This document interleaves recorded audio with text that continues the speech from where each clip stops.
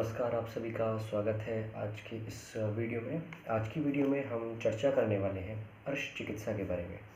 यानी अर्श जिसको अगर हम जनरल देखें तो उसको पाइल्स या बवासीर या फिर हेमोरॉइड्स के नाम से भी जानते हैं। तो उसके बारे में जो हमारे सर्जरी के फादर कहे जाते हैं आचार्य सुश्रुत, उन्होंने इस पाइल्स के बारे में या फिर जो अर्श है उसके बारे में, उसकी जो चिकित्सा के बारे में क्या वर्णन किया है अपनी संहिता में। क्योंकि आचार्य सुश्रुत ने सुश्रुत संहिता में चिकित्सा स्थान में अर्श चिकित्सा का वर्णन किया है और उसके बारे में उन्होंने किस तरह से इसका वर्णन किया है, क्या क्या उन्होंने प्रोसीजर्स बताए हैं, क्या क्या मेजर्स बताए हैं, जिसके द्वारा हम अगर किसी पेशेंट्स को या किसी व्यक्ति को अर्श हो जाता है तो उसकी हम चिकित्सा किस प्रकार से की जाती है। तो उसके बारे में आज हम यहाँ पर डिस्कस करने वाले हैं। सबसे पहले आचार्य सुश्रुत ने वर्णन किया है जो हमारा चिकित्सा स्थान का, यानी सुश्रुत संहिता चिकित्सा स्थान का जो छठा अध्याय है, चैप्टर 6 है, उसमें अर्श चिकित्सा का वर्णन आचार्य सुश्रुत ने किया है।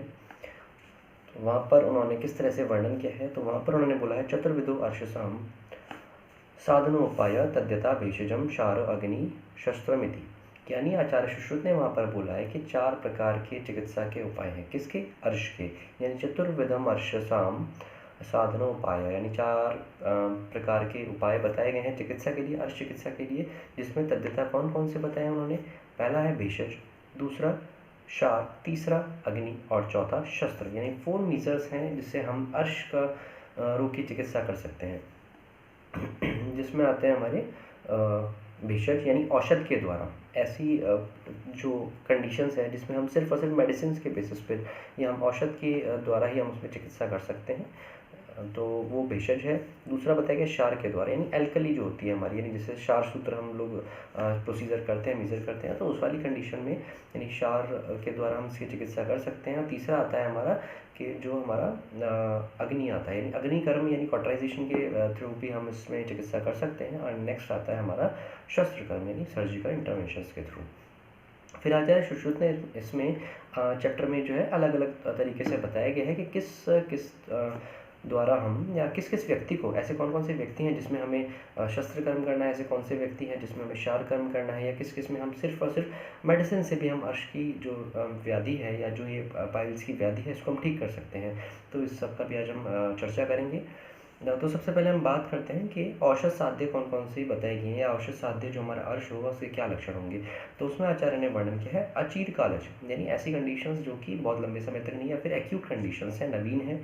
दूसरा बताया उन्होंने अल्पदोष, यानी उसमें जिसमें कि अल्पदोष का इन्वॉल्वमेंट है, जो दोष हैं उनमें अल्पदोषों का इन्वॉल्वमेंट है। द थर्ड वन इज अल्पलिंग, या फिर जिसमें लक्षण या साइन एंड सिम्टम्स बहुत कम आ रहे हैं। और अल्प उपद्रव, यानी जिसमें उपद्रव जो है वो भी हमारे बहुत कम मात्रा में मिल रहे हैं या कॉम्प्लिकेशंस बहुत कम मात्रा में मिल रही हैं। तो ऐसी कंडीशंस जो होती है हमारी, वो हमारी मेडिसिन से इजीली ट्रीट हो सकती हैं।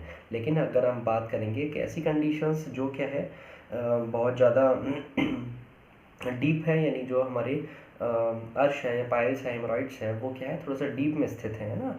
अवगाढ़ है, अवगाढ़ टर्म यूज़ किया है वहाँ पर आचार्य सुश्रुत ने। उसके अलावा बताया गया है कि प्रासृत है, यानी बहुत फैले हुए हैं, ऐसा नहीं है कि बहुत छोटी सी एरिया पर है, वो फैले हुए हैं। उसके अलावा मृदु हैं, तो ऐसी कंडीशन में, या फिर उभार युक्त है, तो ऐसी कंडीशन में क्या करना है, हमें शार कर्म का प्रयोग करना है।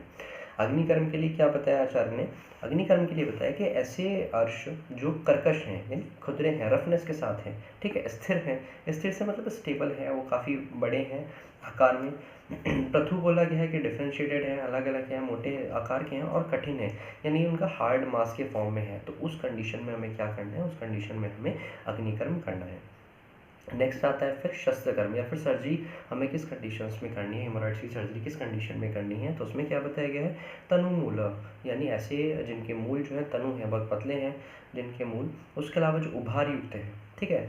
और नेक्स्ट बताया उन्होंने पॉइंट उसमें क्लेद युक्त, क्लेदवंती च शस्त्रेण, इस तरह से करके वर्णन मिलता है। यानी क्लेद से मतलब यहाँ पर है कि जिसमें से डिस्चार्ज होना स्टार्ट हो गया है, जिसमें डिस्चार्ज हो रहा है, ऐसी कंडीशन में आपको क्या करना है, ऐसे में आपको सर्जिकल इंटरवेंशन के लिए जाना है, ठीक है। इसके आगे आचार्य ने वर्णन किया है कि हमें शार विधि जो करनी है या जो शार लगाना है किस प्रकार से लगाना है, उसका पूरा प्रोसीजर का यहाँ पर वर्णन किया है आचार्य ने। तो किस प्रकार से क्या है, थोड़ा सा उसको देख लेते हैं। सबसे पहले क्या करना है, जो भी हमारा रोगी है उस रोगी को हमें स्नेहन स्वेदन कराना है। बलवान रोगी है उसको स्नेहन स्वेदन कराना है, जिससे क्या होगा, जो उसकी वेदना है, जो बात है उसका शमन होगा और जो वेदना होगी उसका भी ह्रास होगा। उसके आगे आचार्य ने वर्णन किया है कि हमें जो रोगी है उसको स्निग्ध उष्ण अल्प और द्रव अन्न का सेवन कराना है। इस तरह से करके, यानी लिक्विड डाइट उसे देनी है और स्निग्ध उष्ण अल्प मात्रा में और द्रव अन्न का सेवन कराना है, इस तरह से वर्णन है। जबकि अगर हम ध्यान देंगे तो सूत्र स्थान के अध्याय 5 में आचार्य ने वर्णन किया है कि अर्श रोग में हमें जो चिकित्सा करनी है तो नील बाई ओरल रखना है, यानी हमें उसे खाने को कुछ नहीं देना है। लेकिन यहाँ पर आचार्य ने क्षार लगाने से पूर्व या क्षारण लगाने की जो विधि बताई गई है उसमें आचार्य ने वर्णन किया है कि हमें पेशेंट्स को स्निग्ध उष्ण अल्प और द्रव अन्न का सेवन कराना है, इस तरह से करके उन्होंने वर्णन किया है। उसके बाद आचार्य ने बताया है कि हमें जो पेशेंट है उसको पवित्र स्थान पर बिठाना है। बैठाने के बाद उसमें फिर पेशेंट्स की पोजीशन के बारे में आचार्य ने वर्णन किया है। तो पोजीशन कैसी होनी चाहिए, तो उन्होंने आचार्य ने बताया कि जो पेशेंट है उसकी गुदा जो होना चाहिए वो सूर्य की दिशा में होना चाहिए, सूर्य की ओर होनी चाहिए। वो इस प्रकार से बताया गया है कि एक तो उसको ऐसे भी समझ सकते हैं कि जो लाइट का सोर्स है वो उस पर प्रॉपरली हो सके, अवेलेबल हो सके, सो दैट कि जो हमें उसमें अर्श की चिकित्सा करने वाले हैं, जिस अर्श पर क्षार लगाने वाले हैं वो हमें अच्छे से विजुअलाइज हो सके। सेकेंडली क्या है कि वो थोड़ा सा उत्थान होना चाहिए ताकि हम उसको इजीली विजुअलाइज कर सकें।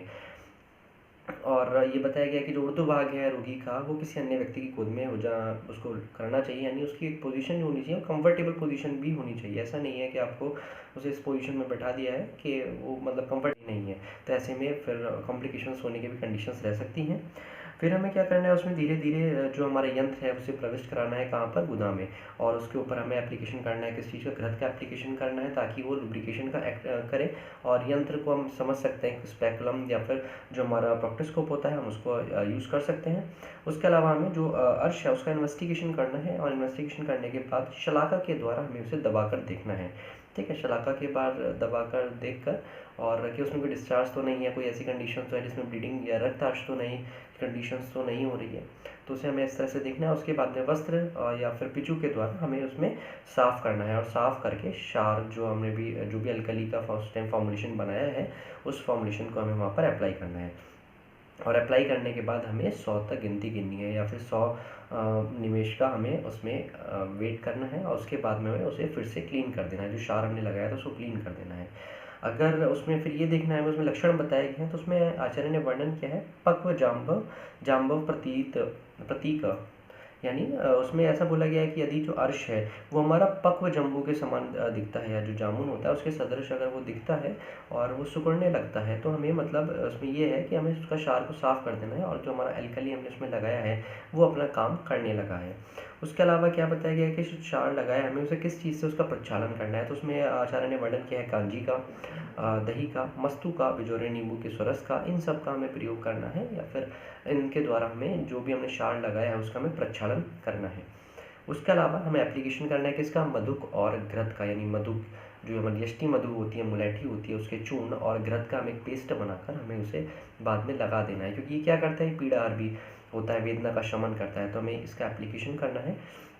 और उसके बाद में हमें जो पेशेंट है उसको उष्ण जल के एक कह सकते हैं उसे हमें सिट्स बात देनी है, यानी उष्ण जल के एक टब में उसको अवगाहन कराना है, उसको वहाँ पर स्वेदन इस प्रकार से देना है। और ये जो हमें विधि है ये 7-7 दिन के पश्चात, 7-7 दिन के अंतराल में हमें ये विधि का प्रयोग करना है, इसको हमें एप्लीकेशन करना है। और उसके अलावा एक प्रत्येक अर्श पे, यानी एक अर्श पे 7 दिन, देन वो ठीक होने के बाद अगले अर्श पर हम 7 दिन के बाद उसका एप्लीकेशन करेंगे, इस तरह से करके बोला गया है। और उसमें आचार्य ने बताया गया है कि उसके एक सीक्वेंस बताया कि किस सीक्वेंस में हमें उसका एप्लीकेशन करना है। ऐसे नहीं है कि हमें जहाँ अर्श दिखा वहाँ पर हमने उसको लगा दिया, तो आचार्य ने वहाँ पर बताया कि सबसे पहले हम राइट साइड में, then left, posterior and then anterior, इस फॉर्मेट में ही हम अर्श की चिकित्सा करेंगे, यानी सबसे पहले right, then left, then posterior and anterior. आचार्य ने इस तरह से वर्णन किया है।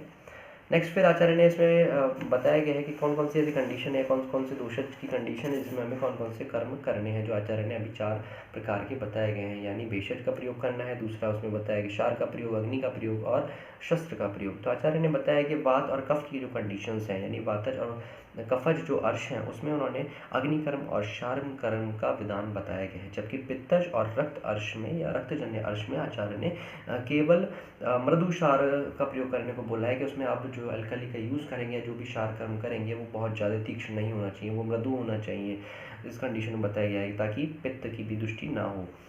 उसके अतिरिक्त आचार्य सुश्रुत ने सम्यक दग्ध के लक्षण का वर्णन किया है कि जब हम क्षार कर्म करेंगे तो उसके बाद जो हमारा अर्श होगा तो उसमें किस तरह के लक्षण आएंगे, किस तरह से हम समझें कि जो क्षार से दग्ध हुआ है वो सम्यक हुआ है। तो उसमें आचार्य ने वर्णन किया है कि वात का अनुलोमन होगा, तत्र वात अनुलोम्यम, इस तरह से करके सूत्र मिलता है चैप्टर 6 का, ये 6th श्लोकी है, जिसमें आचार्य ने वर्णन किया है कि वात का अनुलोमन होगा। वात अनुलोम्यम यानी वात का अनुलोमन होना स्टार्ट होगा। अन्न रुचि, अन्न के प्रति रुचि होगी, जो भी उसका एनोरेक्सिया या फिर लॉस ऑफ एपेटाइट वाली कंडीशन हो रही थी, या फिर ऐसा कह सकते हैं हम कि उसकी रुचि नहीं थी भोजन के प्रति, वो रुचि फिर से जागृत होने स्टार्ट हो जाती है। अग्नि की दीप्ति होती है ना, डेस्टी फायर होती है, वो इम्प्रूव होने लगती है। उसके अलावा लघुता, लाघवम बोला गया है, लघुता उत्पन्न होगी।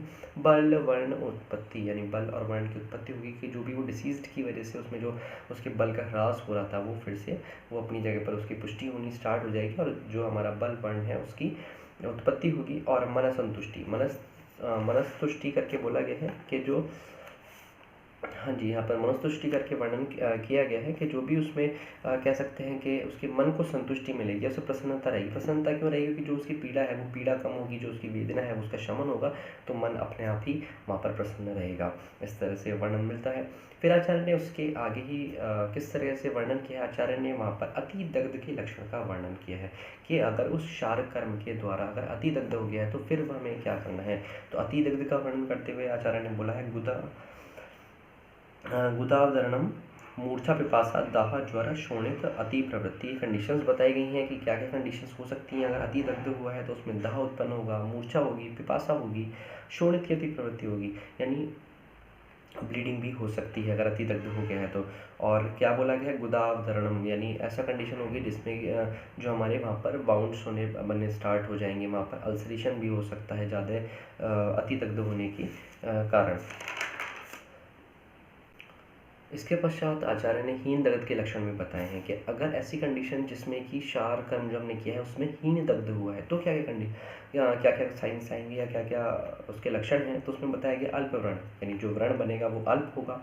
कंडू उत्पन्न होगी, वात का वैगुण्य होगा, यानी वात जो होगी वो अपनी विकृत अवस्था में जा सकती है, या उसमें आपकी विषमता हो सकती है, या फिर उसका प्रतिलोम गमन हो सकता है। तो ये जो कंडीशन है यानी वायु का क्या होगा या अनिल का वैगुण्य होगा। उसके अलावा इंद्रियाणाम अप्रसाद, यानी इंद्रिया जो होंगी वो अप्रसन्न होंगी, क्योंकि क्या हुआ, पीड़ा की शांति नहीं होगी, जो उसको रिलैक्स मिलना चाहिए था, जो उसको आराम मिलना चाहिए था ट्रीटमेंट के बाद, वो उसे नहीं मिलेगा। तो उस कंडीशन में क्या होगा? उस कंडीशन में यही होगा कि जो उसकी इंद्रियाँ होंगी, जो उसका मन होगा, या जो भी उसको प्रॉब्लम है वो फिर बनी रहेगी, जिसकी वजह से उसे प्रसन्नता नहीं होगी। और क्या है? विकार सच है अशांति, यानी विकार की सीधी सी बात है, उसका जो ट्रीटमेंट है वो ट्रीटमेंट ही प्रॉपर नहीं हो पा रहा है, तो जिसकी वजह से क्या होगा, उसके विकार की शांति भी नहीं होगी। आचार्य ने इस तरह का भी वर्णन किया है कि अगर कोई व्यक्ति है वो बलवान व्यक्ति है तो उसमें और बड़े उसमें अर्श है, यानी अर्श जो है वो बड़े साइज़ के, यानी उसका जो एक नॉर्मल एक साइज़ होता है, नॉर्मल साइज़ भी ना कह सकें तो उसमें ऐसे समझ सकते हैं कि उसकी जो आकार है वो काफ़ी बड़ा है, वो विशाल है। तो उसमें हमें शस्त्र कर्म करना चाहिए, और शस्त्र कर्म करने के बाद हमें उसमें फर्टिलाइजेशन कर देना चाहिए, ताकि यानी शस्त्र कर्म से या शस्त्र के थ्रू उसको काट कर उसे हमें अग्निकर्म से उसको दग्ध कर देना है, जिससे कि उसकी क्या होनी चाहिए, उसकी प्रवृत्ति ना हो, वहाँ से ब्लीडिंग ना हो। और सेकेंडली क्या है, उसको बाहर, और ऐसा कंडीशंस है जिसमें बाहर निकले हुए हैं, ठीक है ना, यानी जो पोजीशन है या फिर जो हम कह सकते हैं कि रेक्टम से बाहर निकले हुए हैं, या फिर आउट ग्रोथ इतनी ज़्यादा है कि बाहर की तरफ वो दिखाई दे रही है, तो उसमें हमें यंत्र का प्रयोग नहीं करना है। यंत्र का प्रयोग हमें कब करना है? जब वो इंटरनल पाइल्स है, और एक्सटर्नल पाइल्स में हमें यंत्र का प्रयोग नहीं करना है, ऐसा आचार्य का मत था। और उसमें उन्होंने क्या बोलना है? बिना यंत्र का प्रयोग किए हमें स्वेद, अभ्यंग, स्नेह, अवगाहन, उपना, विश्रावण, आलेप, रक्तमोक्षण है, आलेप है, शार कर्म, अग्निकर्म, शस्त्र कर्म के द्वारा चिकित्सा करनी है। ये स्पेशली किसमें बताया गया है? जो बलवान व्यक्ति होते हैं, जो बलवान रोगी होते हैं, उसमें हमें बिना यंत्र का प्रयोग किए कौन कौन से कर्म करने हैं? स्वेदन करना है, अभ्यंग करना है, स्नेहन, अवगाहन, उपनाह, विश्रावण यानी रक्तमोक्षण करना है, आलेप करना है, शार, अग्नि और शस्त्र कर्म के द्वारा हमें उसकी चिकित्सा करनी है। अगर रक्त की अति प्रवृत्ति हो रही है, फिर आगे कंडीशंस बताई हैं आचार्य ने कि अगर कोई भी कंडीशन ऐसी होती है या फिर कोई कॉम्प्लिकेशंस उसमें आने लगती है तो हमें क्या करना है। तो उसमें आचार्य ने बताया है कि अगर रक्त की प्रवृत्ति होती है तो उसमें चिकित्सा किस प्रकार से करनी है। तो उसमें रक्त पित्त विधानहीन यानी रक्त पित्त के समान उसमें या रक्त पित्त चिकित्सा की जो विधि बताई गई उस प्रकार हमें उसके ट्रीटमेंट करना है, उसकी कॉम्प्लिकेशंस को हमें संभालना है। मल भेद अवस्था हो रही है अगर, यानी कह सकते हैं कि अतिसार वाली कंडीशंस हो रही है तो उसमें हमें क्या चिकित्सा देनी है। तो अतिसार विधानहीन है, जो अतिसार के रोकने के लिए या फिर जो अतिसार की चिकित्सा बताई गई है हमें उस चिकित्सक का या उस प्रोटोकॉल को फॉलो करना है और वहाँ पर उसको ट्रीटमेंट देना है। बहुकोष्ठ अवस्था अगर हो रही है तो ऐसी कंडीशन है जब बहुकोष्ठ अवस्था हो रही है तो उसमें हमें क्या करना है, स्नेहपान कराना है और उदावर्त जो कंडीशंस होती है उस कंडीशंस में जो हमारी चिकित्सा का विधान चलता है हमें उस विधान का फॉलो करना है, उस प्रोटोकॉल को फॉलो करना है। तो ऐसी कंडीशंस में या ऐसी कॉम्प्लिकेशंस बनती हैं तो उन्होंने आगे इसकी चिकित्सा का भी वर्णन कर दिया है। फिर उन्होंने आचार्य ने क्या बताया है, आचार्य ने बताया कि हमें जो क्षार का एप्लीकेशन करना है। उन्होंने विधि तो बता दी कि हमें किस तरह से या क्या प्रोसीजर रहेगा विधि लगाने का, उसके आगे आचार्य ने बोला गया है कि अगर हमें जो ये एप्लीकेशन करना है तो एप्लीकेशन हमें किस चीज़ से करना है। हमें ऐसे तो नहीं कि डायरेक्ट हाथों से उसको लगाना है या फिर कोई इंस्ट्रूमेंट का कोई यंत्र का उन्होंने प्रयोग बताया। तो वहाँ पर आचार्य ने बताया कि क्षार लगाने के लिए प्रयोगार्थ हमें किस किस चीज़ का प्रयोग करना चाहिए। तो वहाँ पर श्लोक नंबर 8 में आया हुआ है कि दर्वी, कुर्च और शलाका यंत्र का हमें प्रयोग करना है जब क्षार के एप्लीकेशन के लिए।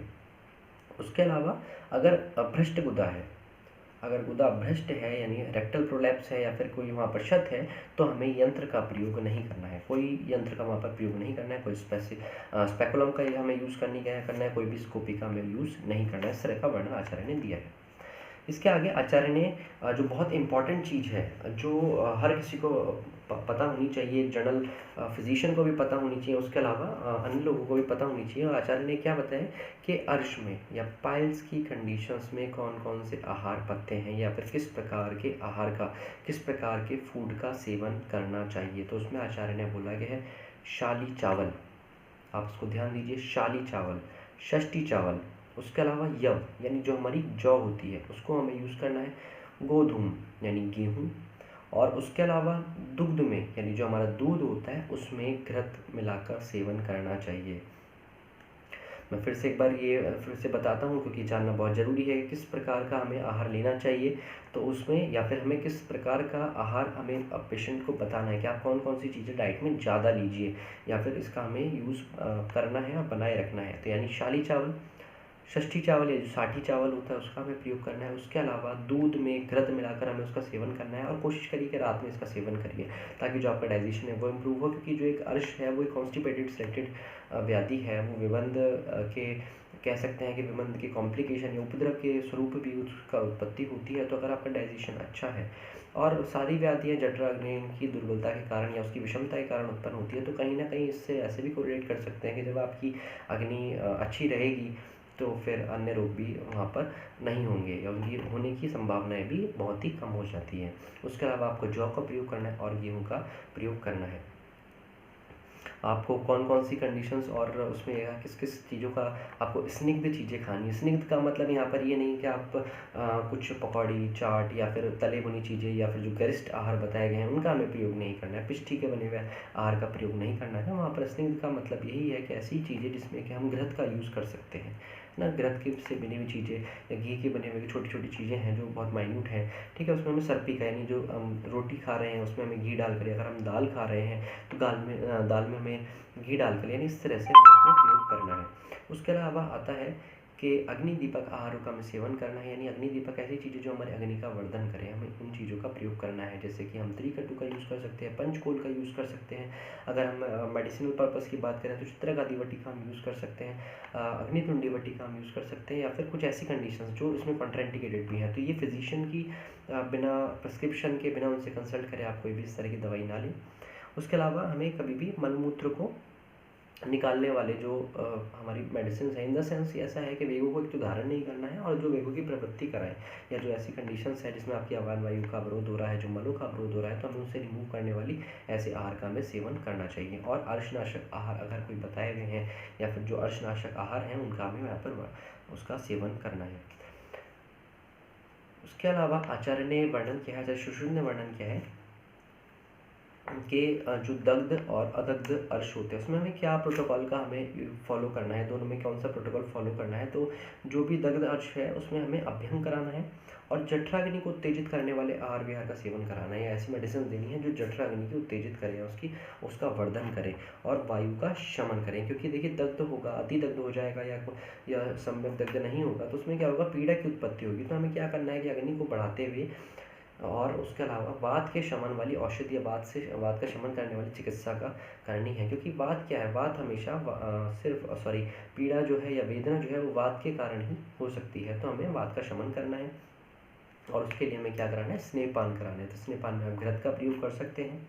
वातज अर्श है, फिर यहाँ पर कुछ मेडिकेशन टाइप से बताए हुए हैं कि अगर मेडिकेशन देना है उन इन कंडीशंस में तो किस तरह से देंगे। तो अगर वातज अर्श है तो वातज अर्श में आपको क्या करना है, अग्नि दीपक यानी पिपील्य आदि जो गण बताया गया आचार्य सुश्रुत ने, उसमें माथा द्रव्यों से सिद्ध करके हमें घृत का सेवन कराना है। यानी जो पेशेंट है उसको हमें घृत देना है और वो घृत जो होना चाहिए वो पिपील्य आदि गण से और वाथा द्रव्यों से वो सिद्ध होना चाहिए, ऐसे उसका हमें सेवन कराना है। उसके अलावा हिंगवादी चूर्ण, हिंगवादी चूर्ण का आचार्य ने वर्णन किया है तो उस हिंगवादी चूर्ण का हमें उसका पान कराना है।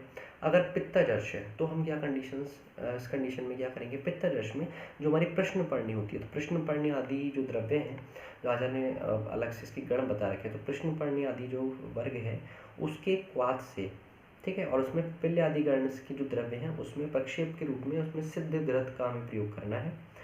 रक्तार्श अगर है तो रक्तार्श में हमें मंजिष्ठा आदि जो हमारे द्रव्य बताए गए हैं उनसे सिद्ध क्वाथ से सिद्ध स्नेह, यानी इनसे हमें क्वाथ को सिद्ध करना है, यानी जो हमारा डिकॉक्शन है उसको सिद्ध करना है। और उसके बाद में हमें क्या करना है, हमें स्नेह को सिद्ध करना है। स्नेह में भी स्पेशली कौन सा, जो हमारा घृत होता है उसको, गौ घृत को हमें उसमें यूज़ करना है।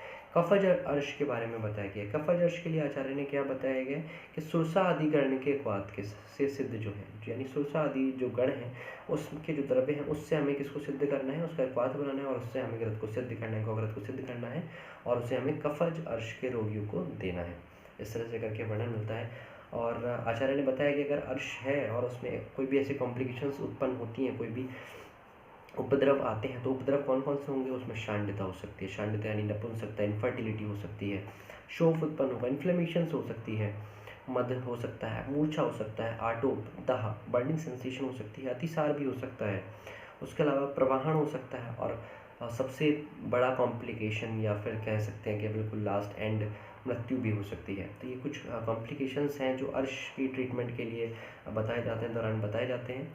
उसके अलावा अर्श यंत्र के बारे में आचार्य ने वर्णन किया है, उसमें आचार्य ने बताया कि उसका मटेरियल क्या होना चाहिए। तो मटेरियल के बारे में आचार्य ने वर्णन किया है कि जो हमारा अर्श यंत्र है वो लोह या फिर सींग, श्रृंग के बारे में या सींग से रिलेटेड बोला गया है, या वृक्ष आदि से निर्मित होना चाहिए। वृक्ष आदि से कुछ आइडिया नहीं लगा सकते क्यों बोला है या किस तरह से बोला है, लेकिन लोह या श्रृंग से हम थोड़ा सोच सकते हैं कि हमें कुछ इस तरह का प्रयोग करना है।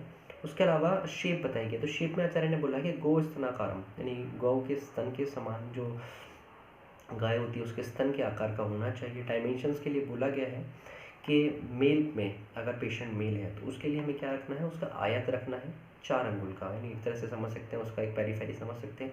उसका जो आयत होना चाहिए, लेंथ होनी चाहिए वो 4 अंगुल की होनी चाहिए और परिहाण यानी उसकी विड्थ जो है वो 5 अंगुल की होनी चाहिए। या फिर इस तरह से डायमेंशन बताए गए हैं कि 4 अंगुल आयत और 5 अंगुल परिहार, प से 5, प से परिहाण और 4 अंगुल, ठीक है ना, 4 और आयत, इस तरह से करके हम थोड़ा सा याद कर सकते हैं। फीमेल के लिए बोला गया है तलायतम, है ना, यानी हस्त का जो तल होता है उसके समान उसका आयत होना चाहिए और 6 अंगुल का उसका परिहाण बताया गया, सॉरी। तो वहाँ पर क्या बोला गया फीमेल के लिए, तल आयत, यानी जो हस्त तल होता है उसके समान उसका आयत होना चाहिए और उसके अलावा 4 अंगुल का उसका परिहाण होना चाहिए। इस तरह से वर्णन किया है। फिर जो इंस्ट्रूमेंट है उस इंस्ट्रूमेंट में 2 छिद्र होने चाहिए। 2 छिद्र किस लिए, एक दर्शन के लिए बताया गया और दूसरा कर्म के लिए बताया गया। कि एक आपने इंस्ट्रूमेंट उसमें लगाया, ठीक है, आपने एनल रीजन में इंस्ट्रूमेंट लगाया, आप उसे विजुअलाइज कर रहे हैं, अगर उसमें एक ही होल है तो आप उसमें देखेंगे और शस्त्र कर्म दोनों एक साथ कैसे कर सकते हैं, जो हमारा जो भी कर्म करना है वो कर्म कैसे कर सकते हैं। तो 2 छिद्र होने चाहिए, एक जिसके द्वारा हम विजुअलाइज कर सकें, जो हमारा इन्वेस्टिगेशन चल रहा है जो विजुअलाइज कर रहे हैं वो हो सके, और दूसरे से हम जो भी हमारा प्रोसीजर है, जो भी हमें कर्म करना है वो कर्म या जो विधि हम कर सकें। इसलिए उसमें 2 छिद्र होनी चाहिए और 2 छिद्र किस किस लिए, दर्शन और हमारा कर्म के लिए वो छिद्र होने चाहिए। प्रमाण के बारे में आचार्य ने वर्णन किया है। तो प्रमाण के लिए आचार्य ने वर्णन करते हुए किस तरह से बताया गया है कि जो छिद्र है उसका 3 अंगुल का आयत होना चाहिए और अंगुष्ठ उदर, यानी अंगुष्ठ है, अंगुष्ठ के उदर के समान उसका परिणाम होना चाहिए। इस तरह से आचार्य ने उसका मेजरमेंट दिया है। अन्य आचार्य फिर आचार्य सुश्रुत ने चैप्टर के अंत में भेषज साध्य या फिर बहुत सारे लेपों का वर्णन किया है, जो अर्शहर लेप हैं उनका वर्णन किया है। तो उसको मैं बता देता हूँ, आप उसको नोट भी कर सकते हैं। आचार्य ने अर्शोहर लेप के बारे में बताते हुए लिखा है कि स्नूही शीर से युक्त अगर हरिद्रा चूर्ण का हम उसमें एप्लीकेशन करेंगे तो उसके बहुत अच्छे रिजल्ट्स होते हैं। यानी ये कंडीशंस है जिसमें आपको स्नूही शीर और हरिद्रा चूर्ण का हम प्रयोग कर सकते हैं, जो हम शार सूत्र में भी स्पेशली करते हैं। उसके अलावा दूसरे लेप में उन्होंने बताया कुक्कुट पुरुष, यानी जो कुक्कुट होता है उसकी पुरीश, यानी उसकी जो फीसिस होता है उसको हमें यूज़ करना है। गुंजा फल, उसके अलावा हरिद्रा, पिपली, इन सबको हमें मिक्स करना है। और जो हमें लेप है वो लेप किस चीज़ से बनाना है, वो लेप हमें बनाना है गोमूत्र से और हमारा गोपित्त से, यानी जो गोरोचन होता है उससे हमें इसको बनाना है, इस लेप को बनाना है। तीसरा लेप के बारे में बताया है आचार्य ने कि दंती, चित्रक और लांगली, इनको हमें यूज़ करना है और इसका भी हमें लेप बनाना है गोपित्त के साथ। उसके अलावा आचार्य ने चौथे लेप का वर्णन किया है, वो किस तरह से किया है कि पिपली, जो हमारी पीपल होती है, पिपली होती है, उसमें सैंधव मिक्स करना है, सैंधव लवण मिक्स करना है और उसके साथ में कुष्ठ और शीरीष फल, इन सबको लेकर स्नूही शीर या फिर अर्क शीर के साथ हमें इसका लेप बनाना है। पांचवा लेप के बारे में आचार्य ने वर्णन किया है कि कासीस जो होता है हमारा, कासीस में हड़ताल, सैंधव लवण, करवीर, विडंग और हमारे काफ़ी सारे अन्य इसमें बताए गए हैं। उन सबको द्रव्यों को एक साथ हमें प्रयोग करना है और उससे हमें तेल को सिद्ध करना है। और उससे जैसे कि हमारा कासी सादी तेल आता है तो हमें तेल को सिद्ध करना है और उसको एप्लीकेशन करना है। तो कुछ लोकल एप्लीकेशन के तौर पर आचार्य ने लेप और ऑयल या मेडिकेटेड ऑयल का उन्होंने यहाँ पर वर्णन किया है।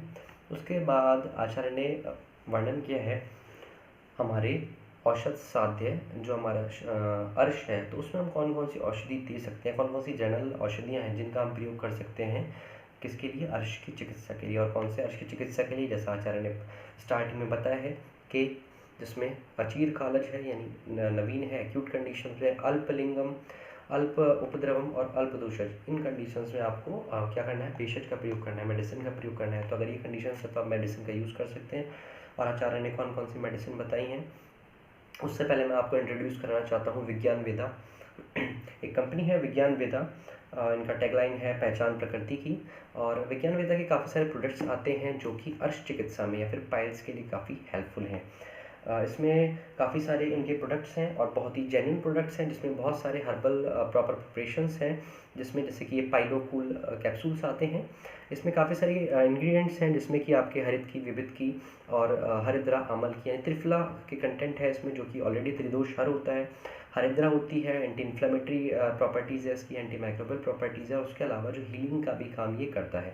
तो जैसे कि अभी हमने काफ़ी जगह देखा जहाँ पर हरिद्रा लेप आदि का वर्णन आचार्य सुश्रुत ने भी किया है, वही चीज़ें इसमें मिलती हैं। उसके अलावा कांचनार का भी यहाँ पर वर्णन है इसमें, और कांचनार भी इसमें एडिड है, जो कि कंडमाला नाशक है, यानी ऐसी कंडीशंस में जिसमें हेमोरॉइड्स वाली कंडीशंस हो रही है उसमें भी हेल्पफुल होता है। तो पाइलोकूल हमारा ये प्रोडक्ट है विज्ञान वेदा का। उसके अलावा और भी यहाँ पर काफ़ी सारे प्रोडक्ट हैं, जैसे कि सॉलिफाई एक है, जो कि एक इम्यूनो बूस्टर या इम्यूनो बूस्टर के रोग प्रतिरोधक क्षमता को बढ़ाने के लिए यहाँ पर इन्होंने बनाया है। उसके अलावा काफ़ी सारे अलग प्रोडक्ट्स भी हैं विज्ञान वेदा के जो पाइल्स के लिए हेल्पफुल हैं, जैसे कि अर्श ऑफ कैप्सूल है, इसमें भी काफ़ी सारे कंटेंट्स हैं, जैसे कि इसमें गुगुल है, लज्जालू है, चित्रक है। चित्रक आपका बहुत अच्छा काम करता है, एज एन उष्ण होता है, तीक्ष्ण होता है, तो कहीं ना कहीं अग्नि को सम करने में, अग्नि की विषमता को दूर करने में हेल्पफुल होगा, और जो आमद कंडीशन है उसको दूर करने में भी हेल्पफुल होता है। और इसमें चीर बिल्व है, यानी काफ़ी सारे ऐसे इंग्रेडिएंट्स हैं जो कि हमारे पाइल्स या फिर अर्श रिलेटेड जो प्रॉब्लम्स हैं उसको दूर करने में काम आता है। अर्श ऑफ कैप्सूल है। उसके अलावा डाइजेस्टिव पाउडर है, जैसे कि हम लोग यूज़ करते हैं त्रिफला का चूर्ण का यूज़ करते हैं, पंचसखा चूर्ण का यूज़ करते हैं। लेकिन क्या होता है उसको कई बार हमें बहुत टाइम तक उसे यूज़ करना पड़ता है, जिसकी वजह से हमें रेगुलर उसकी इनटेक करना रहता है। लेकिन यहाँ पर जो कंटेंट है इसकी कंटेंट की वजह से आप इसको, ऐसा नहीं है कि आपको इसको रेगुलर लेना पड़ेगा, आप इसको बीच में छोड़ भी सकते हैं। और आपको आराम मिला है तो आप इसको नेगलेक्ट कर सकते हैं, आप इसको छोड़ सकते हैं। और उसमें काफ़ी सारे कंटेंट ऐसे हैं जिसमें सर्दी क्षार है, नींबू है, त्रिफला की कंटेंट है, शनाई है, मुलेठी है, अजवाइन है और हमारा फाइसिलियम हस्क है। उसके अलावा काफ़ी सारे प्रोडक्ट्स हैं, इम्यूनो शक्ति कैप्सूल्स हैं। तो इस तरह के काफ़ी सारे प्रोडक्ट्स को लेकर विज्ञान वेदा हमारे बीच आया है और आप इनके प्रोडक्ट्स को यूज़ कर सकते हैं। आपको अर्श में इसमें हेल्पफुल हो सकता है। अगर आप भी अर्श रोग से पीड़ित हैं या पायल से पीड़ित हैं तो आप इनके प्रोडक्ट्स को यूज़ कर सकते हैं और काफ़ी जेन्युइन प्रोडक्ट्स हैं इनके। तो चलिए हम अपने टॉपिक पर वापस आते हैं, जहाँ पर बात कर रहे थे औषध साध्य जो हमारे अर्श बताए गए, तो उसमें किस किस औषधियों का वर्णन किया है। तो जैसे कि विज्ञान वेदा ने अपनी एक औषधियों का वर्णन किया है, उन्होंने अपनी औषधियाँ निकाली हैं जो कि आयुर्वेदा की अलग अलग संहिताओं से, अलग अलग ग्रंथों से उन्होंने कंटेंट को निकाल कर और अब ये प्रोडक्ट बनाए हैं। इसी तरह से आचार्य सुश्रुत ने वर्णन किया था और उन्होंने किस तरह से वर्णन किया है कि गुड़ और हरित का हमें प्रातःकाल प्रयोग करना है, यानी गुड़ और हरित इन दोनों को हमें यूज़ करना है। किस लिए? औषध साध्य जो हमारे अर्श है उनकी चिकित्सा के लिए। उसके अलावा गौमूत्र से सिद्ध हरित यानी जो हरित है, जैसे कि आचार्य ने बताया हुआ है, जैसे आचार्य चरक ने वर्धमान पिपली रसायन के बारे में बताया हुआ था, इसी तरह से आचार्य ने गौमूत्र से सिद्ध हरित करके बताया हुआ है। उसके अलावा अपामार्ग मूल और तंदुलोदक और मधु के साथ, यानी शहद के साथ इसका हम प्रयोग कर सकते हैं। तो ये कुछ फॉर्मुलेशंस हैं जो आचार्य ने बताए हैं, जिसके द्वारा हम जो औषध सिद्ध अर्श है उनकी हम चिकित्सा कर सकते हैं। शतावरी कल्क, जो हमारी शतावरी होती है उसका हम यूज़ कर सकते हैं, शतावरी कल्क का यूज़ कर सकते हैं। उसका अनुपान भी बताया गया कि दूध के साथ उसका हमें प्रयोग करना है। चित्रक का जो चूर्ण होता है, चित्रक मैंने अभी बताया था, चित्रक का हमें यूज़ करना है और उसको सिद्धू के साथ, जो एक हमारी अल्कोहलिक प्रिपरेशंस है, उसके साथ हमें इसको यूज़ करना है। इसमें आचार्य ने 3 तक्र के योग बताए, क्योंकि अर्श चिकित्सा के जो तक्र होता है, हमारा मट्ठा होता है, वो बहुत यूज़फुल होता है, उसको हम ले सकते हैं, लघु होता है और सुपाच्य होता है और अर्श के लिए काफ़ी बेनिफिशियल होता है। उसके अलावा आचार्य ने वर्णन किया है कि हिंगवादी चूर्ण का हमें प्रयोग करना है और द्विपंचमूली योग का आचार्य ने वर्णन किया है, जिसमें उन्होंने दशमूल, दंती, चित्रक आदि द्रव्यों का प्रयोग किया है, उसमें बनाया है। और इसकी जो रोगाधिकार है उसमें आचार्य ने अर्श बताया गया। उसके अलावा ग्रहणी रोग, पांडु रोग, उदावर्त, अरोचक आदि या फिर अग्निदीपन कार्य ये करता है। तो ये सारे के सारे वो फॉर्मुलेशंस हैं या वो औषध बताई गई हैं आचार्य ने, कि जो हम औषध सिद्ध अर्श की चिकित्सा के लिए कर सकते हैं। तो इस प्रकार हमने पूरे अर्श चिकित्सा जो चैप्टर है उसको कवर अप किया है और जो भी उसमें मेन पॉइंट्स थे वो हमने यहाँ पर डिस्कस करे हैं। अगर आपको कोई भी पॉइंट यहाँ पर समझ नहीं आता है या फिर कोई क्वेरी इस रिलेटेड होती है तो आप प्लीज़ कमेंट सेक्शन में उसको मेंशन जरूर करिए। हम पूरी कोशिश करेंगे कि आप तक जो आपकी क्वेरी है उसका सॉल्यूशन आप तक पहुँचा सकें। और उसके अलावा अगर कोई भी आपको कोई डाउट सेशंस होते हैं या कोई भी डाउट होता है तो आप प्लीज़ कमेंट सेक्शन में बताइए। हमारी वीडियो कैसी लगी वो भी आप कमेंट सेक्शन में मेंशन कर सकते हैं और इसी तरह के आगे भी वीडियो लेकर आते रहेंगे। तब तक के लिए नमस्कार।